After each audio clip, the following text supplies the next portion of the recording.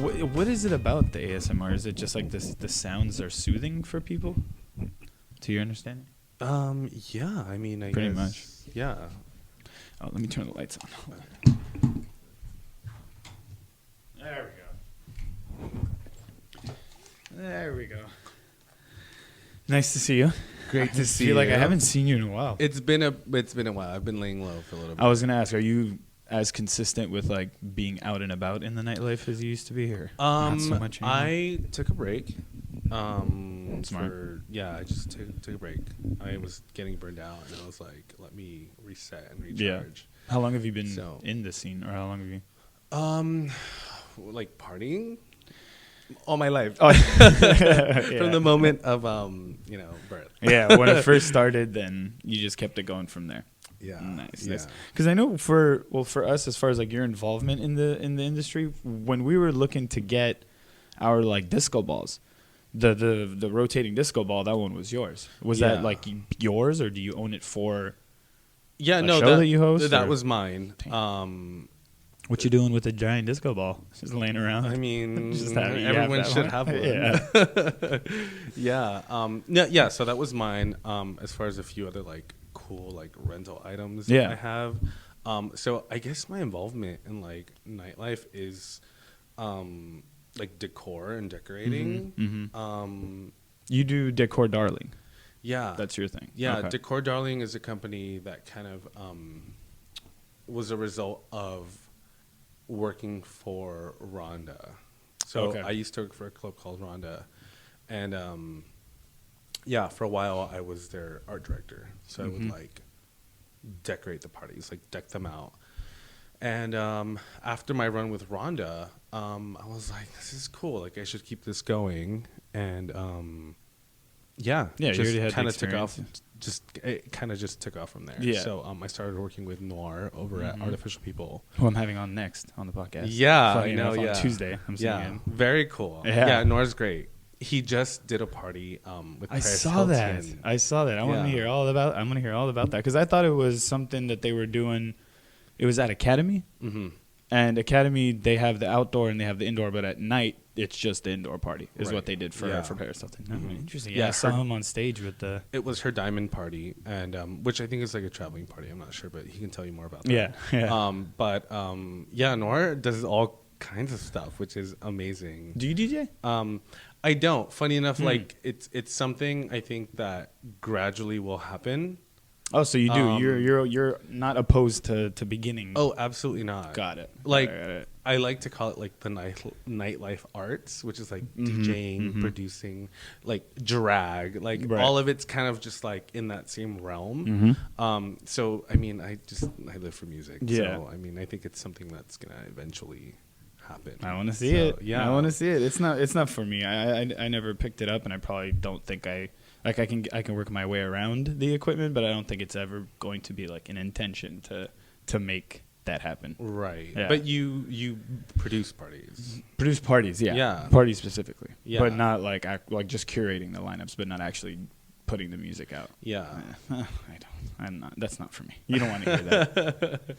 When did was Decor Darling with like the event styling that you would do? Was that you said the first like your intro into being a part of this industry and being a part of the nightlife here in LA? Yeah. So when I was at El Cid one night, and all of a sudden, like the venue flipped, and it was like Rhonda, and I was like, they took over and they were doing most of their shows. That's where their shows were. Circa like 2005, maybe. Right. I don't know. 2000. You were their art director back in 2005. No, I first that's when they started. Yeah, that's when I first like came upon this club. Right. So all of a sudden at El Cid, I was just having dinner, and dinner finished, and I was out in the patio having the great sangria they have there. And all of a sudden, like, it just flipped, and all these people showed up, and it was just like this magical event. Yeah. And that's when I was first introduced to Rhonda.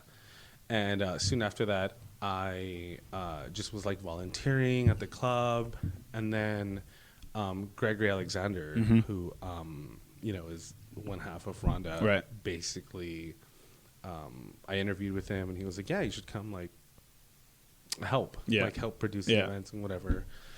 And then he took a hiatus from Rhonda, and then that's kind of when I took over. Oh, nice. Okay, so that was like your opportunity to step up and do some more decorating everything. Right. Yeah, and it was like an amazing. They have a very elaborate party for the most part. The Rhonda shows. Yeah, and international, which was kind of a challenge for me. That's right. Just being thrown into this, so I don't remember much of it. But from what I do remember, it was fucking amazing. Yeah. Like, just did you travel to do their shows that were international? You would kind of work from home to help them curate what could be over there. Yeah, so I went to the shows in Mexico, to Playa del Carmen. We did a show there, and then we did a show in Toronto. Nice. And like Palm Springs, and we did stuff in Chicago. So that was just an amazing experience, and kind of really like birthed who I was, and kind of found myself. The thing about Rhonda is that they give you a great platform to kind of celebrate who you are, and if you don't know who you are, to kind of like find it. Yeah. And so that was me, which is really instrumental into actually this next year. I'm planning to launch my own party. Kind of on the same note as giving someone a platform, but focused on just the Latin community, the queer community, and kind of bridging the gap between that. And you mean the artists giving them a platform as far as like DJs to come? Like you're going to curate a party where you're going to... Like, what was that part? One more time. Yeah, not just DJs, but just people. Just a platform. Just a platform for people everyone to come. Got it. Yeah, got kind of the community itself. Yeah, kind of the way Rhonda kind of set me free. I want to do for someone else, but obviously through visual elements and sound and community and a little bit of activism too. Yeah. So that party's called Vecina.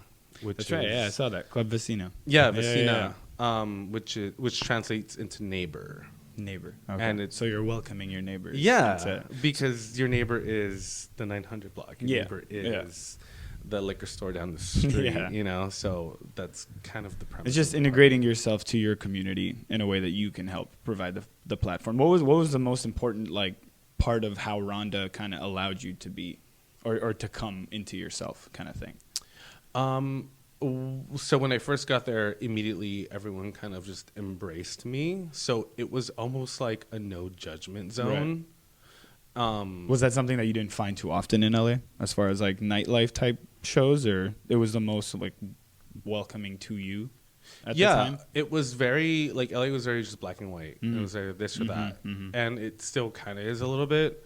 But Rhonda and all its contemporaries kind of, you know, elevated the scene where it's like now it's like inclusive and everyone's looking to have, which is great, representation and queer artists, and which is a little tricky because there's a line between just kind of banking on that, and being totally authentic about it. I could totally see that. Yeah, I mean, a lot of collectives now they have that niche that they know that they can either you're banking on it or you can try to use it, you know, in a positive way. So you're not taking advantage of the fact that you're on one side or the other. Yeah, and I think that's it's just people can see right through it. Okay, so what's the advice to make it so that it's not just that? Because it's something that you're gonna take on yourself. You know what I mean? So what's the internal thought process to be like, you know, it's not going to be that based on? Well, I would say to anyone who's looking to have like the queer community represented or included, or a party to be inclusive, is for you to actually go out to these other parties that are queer, that are inclusive, and kind of immerse yourself in that world to understand it. Yeah. And there's a lot of great parties like Bears in Space. They've been killing it. Amazing. Oh, they've been killing it for a long time. For a while. But you know, you can catch them during the summer at Akbar. You know, it's a great opportunity for you to go and like experience. See once a month, Tony Powell does Dirty Dirty House Club at Akbar. Okay. And that takes you right back to like what a dance floor should be. It's just like everyone see dance floors. Everyone's just sweating and everyone's just like dancing and like getting down. And Tony Powell's an amazing DJ. Yeah. So it's just really about, you know, kind of. It's hard to maintain a dance floor like that. Nowadays. I mean, you're at a point where people either come for show or people come for, you know, the ASMR bit you were talking about in the beginning, like Right. more for that sense, and it loses its essence. It loses its reason for being called a dance floor. You know, so Absolutely. He has this like, and it's clearly posted in the venue, like no phones on the dance floor, no cell phones.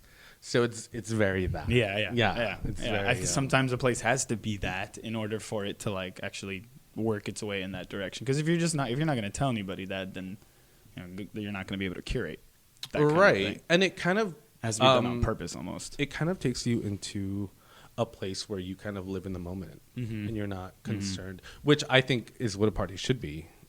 You really are living in that moment. There's this track playing and your body's moving, and that's the few instances we get to just live in the moment in everyone's lives. So, yeah. And it's good that you don't have to, burn yourself out. That, like you're saying, taking your time to yourself and being able to kind of recoup and recover, and then have the moments where you can actually appreciate being out. I think that weighs like with just as much as just having, the time of your life every time. Absolutely. Yeah. And a lot of that comes from just kind of the environment and substances and alcohol. And, you just have to take that step back. Well, You Are Not has a great organization called Lana. Right. I think he mentioned it when he was here. It's called Lana, Los Angeles Nightlife Allies. Okay. And I don't think I've heard of it. Yeah. So they meet, I think, once a month also. And they just touch these subjects about like safety and 4 a.m. Verbally? It's like it's like a meeting. Oh, yeah, okay. it's like a full-on meeting. Nice. A professional meeting. I've yet to attend, but I know they touch on like 4 a.m. last call and laws and just what to do if someone's safety is in jeopardy. Of course. Just like a really, really transparent view on nightlife. And that's really and these are from people who are involved in the nightlife. Absolutely. Yeah. It's interesting how like that it's like almost like a secular type thing where they're meeting somewhere, and most people kind of don't see it happening, and people that are hosting their own party and don't care about those things don't care to think about things like that. And then you have the difference makers that do things like that ultimately set the tone for the community or for what you're trying to do. Right. It's a business. Right. At the end of the day. A lot of places almost don't see it that way when they're trying to bring in a vibe. Yeah. And they're just like, oh, we just need a DJ, we need a following. It's like, no, it's a full-on business with its own parameters. Right. And you have to understand that in order to make something work and make something thrive. Yeah. Do you have one that you kind of lean more towards as far as like your preference of involvement, let's say with Decor Darling? Because you guys do everything from signage, you do media walls, you do full installations. Like, is that somewhere where you can kind of see yourself integrating yourself more into, or with these nights that you're going to start to host and play the promoter hat a little bit? Yeah. Because I feel like everybody that for the most part that we know, they have their hands in a lot of different things in the industry, and it's because you kind of have that access to the people and the community, and you know what you want for what you're doing. So, what's kind of pulling you in one direction more than the other? Yeah. So for like my party, for Vecina, it's like a combination of everything I know how to do. But as far as offering it as a service, I feel like almost nowadays in LA, like it's not enough to just throw a party. Like you need to give people an experience.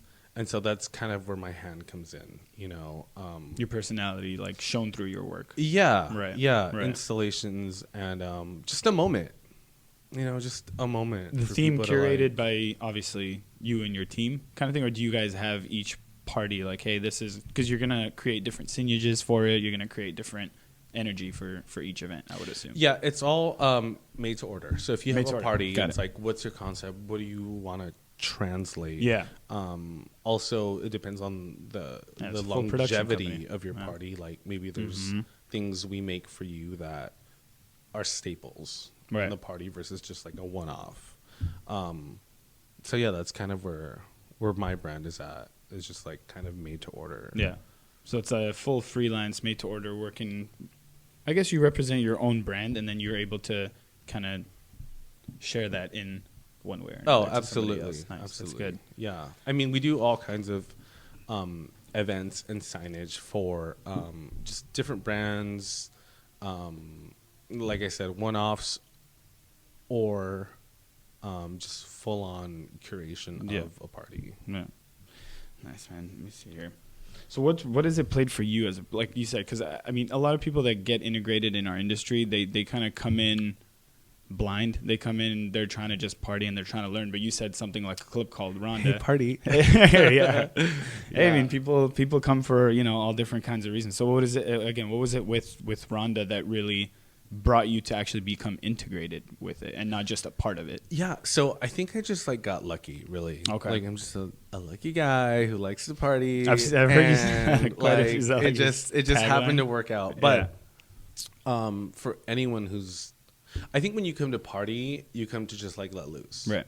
And through that, you kind of find that you like this, that you like that. Your inhibitions, your tastes really mature, your inhibitions like go away, and you're just like open to everything, right? So, I think just for anyone who either wants to start a party, like if you want to start a party, to the people. Tell them. So if you want to start a party, to the people. So if you want to start a party, don't do what everyone else is doing. Right. Well, you have to identify. And again, in order to identify what everybody else is doing, sometimes you just got to show up. Exactly. You just got to show up and you have to see it firsthand. You have to go to like all the parties. You have to go to everything and kind of take away from those experiences, and then just produce what you want to do. Yeah. But as far as having a good time, I mean, go to the 900 block. Yeah, tonight. Actually. Well, you're going out with intention at that point. You're not just going out like, hey, I'm gonna go have a good night, have some drinks. That mode of like, I'm going out to go out is one thing, but when you start going out to like see what you can take from each event, because you have the plan of incorporating like your final summary into your own party, that's when you really become a part of like, you're trying to set something up. And for me, that took many nights of going out and fucking. How old are you now? How old am I? Yeah. I'm turning 33. Okay, you're still young. So not too old to get burnt out by the fact that we have to do this all the time and go out all the time. I mean, you still get burnt out. I feel like the only reason you get burned out is because you do it too much, not because you don't love to do it. Right. Yeah. It's like you take a break and then you come back. It's your physical. Like exactly. I'm not 23. I'm 33. So that's a big difference. But it's not like I don't want to like go out and like have a good time every night. I would do this every night if I could, which I have been doing. Which you have been doing? It's been a long couple of weeks. Yeah. Now I feel like recharged. So the holidays have come around, and I'm like. Are you a fan of the holidays? Are you someone that enjoys the holidays as a whole? Because it's really like opposite spectrum from what I've been hearing from a lot of people. As far as just in general, I mean, I guess we can kind of tie it into like the industry and how the industry works around this time, and just in general as like a person. Yeah, I mean, I love the holidays. Do you think? I feel like nobody can say that they hate the holidays. They feel weird saying they hate the holidays. Yeah. I like January 1st. That's my favorite day of the year. Because the holidays are nice, but I feel like it's just there's a lot going on, and you always have to be at everyone's house, and this person's visiting, that person's visiting. Not to sound cynical, but a little bit. But you like the holidays. I like the holidays. I like the industry around the holidays. I think everyone just wants to be out. People have time off. I wouldn't say it's a great time to launch something new. Right. But definitely like hit the fans hard. Yeah. With like what you got, Yeah, people do like to it's hit or miss. Again, as someone who like hosts a party, you're not going to take too many risks with a show unless you're going like grandiose, like you're doing a big Halloween party or you're doing a big New Year party or something like that. But for the most part, it's I don't know. It's not the most ideal time to really. I mean, not the most ideal to launch a party, right? Definitely to have have something consistent. I'm actually hosting Pie. It's called Pie. A Thanksgiving tradition. P-I-E. Damn it! I thought I was gonna change it up. P-I-E, just regular P-I-E. pie. Okay. You have to just spell it out. Yeah. P-I-E. At Akbar.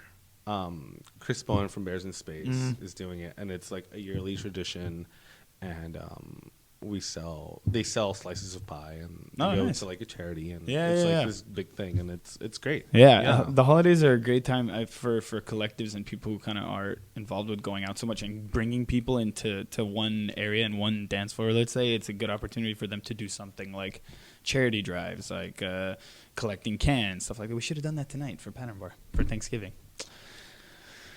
Sorry, do one next society. month. Yeah, next. It's only November. That's true. I don't think we're doing anything in December, and then January we come back around to like just get it going again. Yeah, Start the whole fucking year. The beginning of the year is pretty hard. Yeah, oh yeah.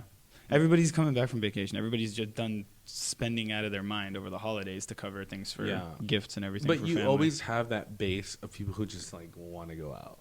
Yeah. Always. Yeah, especially in LA. There's such a big community here that's nonstop people going out. Every day of the week, Monday through Sunday, you can find something out here. Mm-hmm. Are you more of a weekday kind of partier, or you save it for the weekend? It depends. I mean, there's, like you said, there's always something going on, which I want to go to. Yeah. Probably be at. But catch me there. I know. Disco like, ball, okay, no. so let's like run through like Okay. a typical week in the life of Alejandro Funes. Yes, right? perfect. So like Monday, Uh-huh. I'm at Exposure Drag in Highland Park. Drag. Okay. Exposure Drag in Highland Park at the Offbeat. And you have like your local queens, your local drag queens. And it's just a really like just easy night. It's just a show. It's just a night where people come to a bar and they're putting on a drag show. Yeah, Okay. they have two Got it. shows. Monday nights. At 10 and at 12. Shout out to Exposure Drag because it's just so much fun. 2-hour show. 2-hour show. And twice. Yeah. Yeah. They have Got two it. shows 10 to in one 12 night. too. And then Tuesdays is kind of slow, but you can always count on the shortstop. Because the shortstop. Oh man, I haven't been a shortstop in Oh years. my That's God, still popping. you gotta huh? go. That's still going. Ah man, the dance floor was always fun there. Always, That was a good time. always. Yeah. Any night of the week, they'll do like disco, Yeah. or hip hop, or like world music, and like their programming is just really great. Yeah. And then Wednesdays you have like Clinic Wednesdays. Okay, yes. Which is a staple Yes, in it LA. is. But honestly, I think Wednesday is when everyone starts their programming. Mm-hmm. And the thing about LA is that it just doesn't revolve around electronic music. There's just Right. so much programming. If you go to like the Falls Lounge downtown, Mm-hmm. they have like jazz nights, like full on jazz nights, which is rare nowadays Yeah, in LA. yeah. Full on jazz nights. There are like worlds you don't even know about happening. Yeah. Because we're so tied into like the dance music, house music type thing. All my Facebook feed, everything that I see and hear and know what's going on is like dance related. Yeah. Little do you know. Which is great. Yeah. But also I think we have to recognize that dance music has a root, which Right. is like disco, and then disco has a root, which is like, oh my God, Yeah. it keeps going, you know. So, you know, things that are uniquely also American, which is like jazz, Right. hip hop. You know, you have venues like the Falls Lounge, or even like cumbia. Thursday nights at La Cita. Mm-hmm. It's just, Giggles like, in Glendale popping. pops off with Giggles. I haven't been to Glendale. Giggles. I have never been there, but it's been one of those places where since I was like a kid in like elementary school or middle school, it was always get the popping bottle up. service at Giggles. Get the Yeah, just it's good. that place. That's a Latin night. Yeah, every night, and Florentine it's Gardens. Florentine Gardens. That still pops off too. Oh huh? my Jesus God. Christ, man! I'm so out of like the loop of all this. Again, you get so tied up in like house music and dance music and being involved in the underground and the warehouses that I completely like don't realize that places like Florentine Gardens still sell out. Yeah, you know, and not all the time necessarily dance music. Sometimes you just have to get out of your circle and your loops to kind of be re-inspired. Yeah. Even like, you know, in the queer community and like the gay community, sometimes I'm just like, let's get out of here, go recharge, and then come back. Yeah. So, you know, Friday nights they have Underground at the Grand Star Jazz Club, and that's, you know, Nice. Brit pop, indie, new wave, and it's good. It's just as good as any other club. Yeah. So just the variety that LA has is, if you just trickle out of Hollywood for a little bit, I mean, it's an entire world. I haven't been a Hollywooder in some time now. It's just now I'm more used to the downtowns and the warehouses and stuff like that. So it's like you're saying, as far as like being in when you're involved in something for too long, like the queer community, you're in there. You go to the parties enough times, and you're like, I need to decompress. I need to do my own thing. Go check something else out that's out of my comfort zone that I'm not used to necessarily going to, and I'll be back. That's the industry and the scene's not going anywhere. Right. Yeah. And that's the thing. Like the parties aren't going anywhere. Yeah, chill, relax, bro. You don't got to go to everything. Chill. Don't got to go to everything. But also, like, oh my god, I'm gonna miss out tonight. Exactly. So you know what? Fuck it. Like, here. That's like in the back of the head. That's something that's just always happening, and you're like, no, I could stay home, but you're like, fuck, but this artist is here. But also, I might die tomorrow. Yeah. So let me go out tonight. Oh, that's scary thinking, man. You get yourself into some shit saying that. Or you can get yourself into some good shit. Yeah. I guess I'm a little bit more of a pessimist. I'm just more like, man, I'm tired and I'm not going out. Fuck what I miss. You can sleep when you're dead. Fuck what I miss, yeah.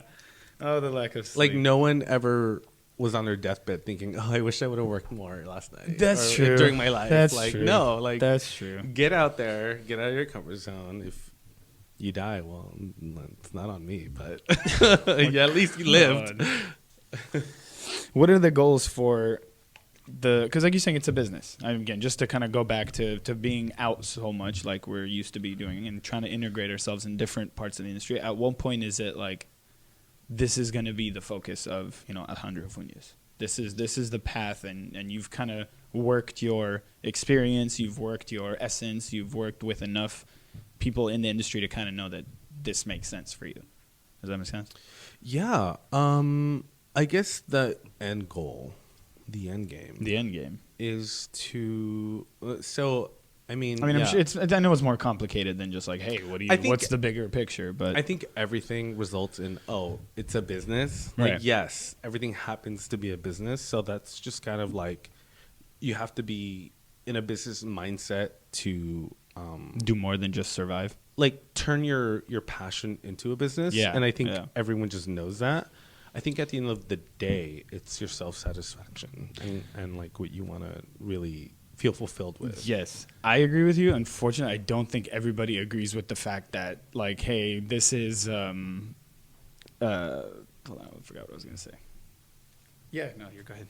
What were we talking about? The business aspect. The business aspect, yeah. It's one of those unfortunate things where people love being so part of the music and the love for it that they kind of try not to think of things as a business, because that's where some people feel like they ruin it for themselves. Or like, hey, this isn't fun anymore. Now it's becoming work. Right. So I agree with the fact that, hey, unfortunately, this is a business. And if you want to not just go out and just rage and get exhausted and wear your body down, but you want to throw something and you want to do something for the industry, and you have to financially figure, a smart way out or a smart way to continue doing it. I don't think everybody gets that. Yeah. And that sucks.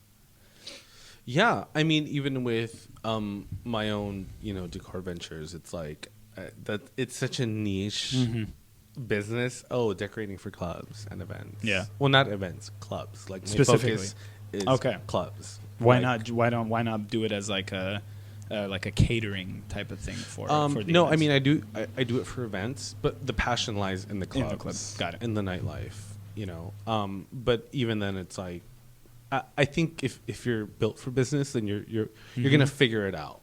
And in the long run, that's not really the focus. Of course not. Obviously, everyone's going to make a living, whatever they're gonna do. Right.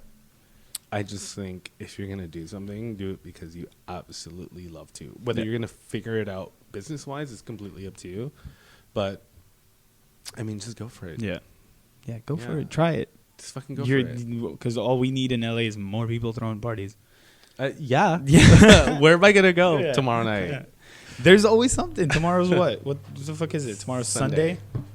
What do you do on Sundays? I don't know. I don't do shit. I watch football and just chill at home. Come to La Cita. When? What time? Okay, I'm already tired. Okay, so I don't promote for any of these places. I just like going there. Yeah. Where is La Cita? So La Cita's downtown on 4th and Hill. And Sunday free parking. And there's a $5 cover if you want to be inside for the live banda, who's amazing. Sick. And it feels like a quinceañera in there. Yeah. Like, it's just amazing. But if you don't want to pay $5 and you kind of just want to chill, just tell the people at the door, right, I'm going to the back. I'm going to the back for Angry. Oh, no, it's not called Angry Hour. It's just the Michelada bar in the back. and they have like shrimp and cheese and bacon that you can put in your like michelada. I might come just for that. Or breakfast or your Bloody Mary. And like it's a great hangover spot. Absolutely. You're going to hear the band as you walk through the bar to the back. And you're going to want to go check it out. And you're going to be like, here's my $5. You want to go check it out. Yeah, and then you're going to stay all day. What music is it? What's the genre that banda would fit in? Is it the genre itself? So, yeah. Banda, for those who don't know, I'm not too familiar. Is kind of a polka. Oh, for Spanish Latinos. polka. Yeah. Interesting. So it's a lot of... But they play a lot of like cumbias and just classic just like Spanish hits. Nice. But it's all live. It's a live band. Yeah, we're gonna have it's amazing. Live band, micheladas, bacon tomorrow. All right, I'm gonna see how this pattern bar night goes. If it fucks me up a little bit like I'm expecting it to, I'll see you there. Yeah, absolutely. I'll come out. Why not? Again, it's just getting myself up and out and at 'em. It's one of those things where being so consistently going out, I've like limited the amount of shows that I go to for the most part just being like our shows, and then I try to support other people as much as I can, but it's like the energy level. Yeah, sorry I stammered. Someone came in the room and it fucked me up, threw out my whole glute, off. That was the word I was threw off. If you my were groove. having a cocktail like I was. Is that what that is? Nice, sneaky motherfucker. That's why you didn't want coffee or tea. What are you doing tonight? What do you got going on aside from coming to the 900 block party? Obviously, obviously, the 900 block tonight at the bar. I'm going to La Cuevita. What's that? I don't know. I'm gonna go check it out. You're just showing up to a name and a party, or you saw it on Facebook and it's a coworker's birthday. Nice. At a venue I've never been to. So, sure, perfect. Why not? Well, is there anything you wanted to touch on? Any exciting visions that you have for your brands, like Decor Darling? Like, what's the expansion? Like, what can you do more? Like you were saying, you wanted to do something new for the community. That if you want to contribute, it has to be that. I mean, so I would say just look out for my party next year called Vecina. Yes, Vecina 2020. Just look out for that. And then, I'll check it out. Where can everybody find you on social media? Where can you... social media at Funes Funk. And then I have links to all the other stuff I do on there. I want to see your DJing 2020. Oh, my God. What would your DJ name be? I don't know. That's a good question. That's tricky. Pretty Dick. Pretty Dick. Okay. Pretty Dick. I don't know. Go with it. You'll get booked everywhere. I know. All the gay clubs. DJ right? Pretty Dick. Well, I appreciate you coming out, man. Thank you so much for your time. I'm going to see you at hopefully Visita. Tonight. Well, tonight for sure. Tomorrow is that what it's called? Visita? I'm not thinking about tomorrow. I'm thinking about tonight. Damn, you're a wild one, bro. All right, I'm thinking about tomorrow. I'm thinking about how I have to end the week next week. Absolutely with not. No, you're just one day. I like that. Yeah. Well, thank you guys for tuning in.